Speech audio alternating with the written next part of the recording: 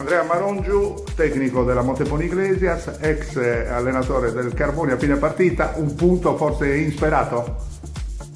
Ma insperato prima della partita, forse per la qualità e la forza del Carbonia, però penso che la partita nei 90 minuti il Carbonia non ha creato tantissimo, ha creato l'occasione del gol, fortuna di situazione dove il nostro portiere non è mai stato richiamato all'attenzione. Bove ha fatto due grandi parate, secondo me una su Plumi e una su Chitadissi.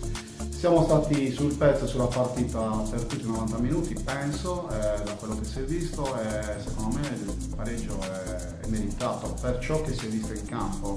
Prima partita non ci avrei scommesso, visto la forza del Carbonia, visto la Montepone che arriva da un periodo negativo, e ci sono solo 2 settimane, quindi però la squadra mi è piaciuta, gli ho fatto i complimenti e questo ci serve per lavorare meglio, per avere più fiducia e autostima per poter proseguire al meglio.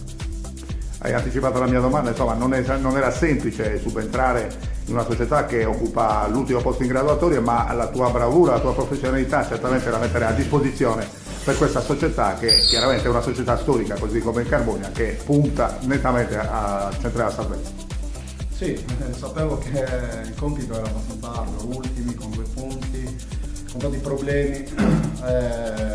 Siamo venuti qua, io la Montepone, io comando il conto, secondo e per il BTR per i portieri, per cercare di salvare la Montepone. Non sarà semplice, faremo di tutto per salvarla. Oggi è arrivato da subito praticamente un segnale importante, questa prestazione, soprattutto questo punto, e ci fa ben sperare per il proseguo, che è lunghissimo e ci sarà da soffrire fino all'ultima partita. Grazie Andrea Marongiu, bocca al lupo per la stagione. Grazie a voi. Con Fabio Piras al termine della partita, vi ho sentito prima mister Marongiu, felicissimo per il pareggio. Lui stesso ha detto prima della gara forse non mi aspettavo questo punto, e poi adesso invece me lo prendo con orgoglio. Come hai visto tu la partita, mister?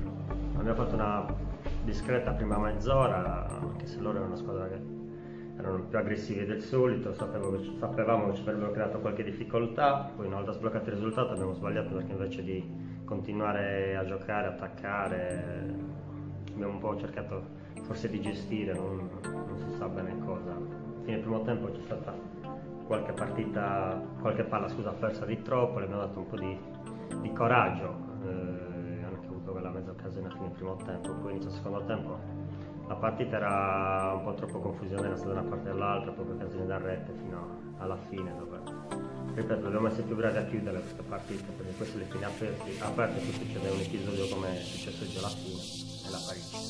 Tu hai tanta esperienza, ne abbiamo viste tante, insomma, nella tua carriera, di partite come questa, a dimostrazione del fatto che quando si gioca anche contro l'ultimo in classifica non è mai facile. No, non so, questo sappiamo che i valori dell'Iglesias non sono sicuramente quelli dell'ultima classifica. Abbiamo già parlato, hanno siano dei giocatori che hanno sempre fatto la promozione, quindi non è squadra che arriverà sicuramente ultima in classifica. Insomma, si riprende a lavorare in settimana con fiducia. No, quello sempre, lavorare sempre, con fiducia sempre, però è evidente che bisogna migliorare delle cose, perché comunque almeno abbiamo fatto 10 partite, non abbiamo mai perso, però abbiamo fatto qualche partita troppo sicuramente. Grazie ancora, in bocca al lupo per il futuro. Grazie a te, Crepi. Chiamo,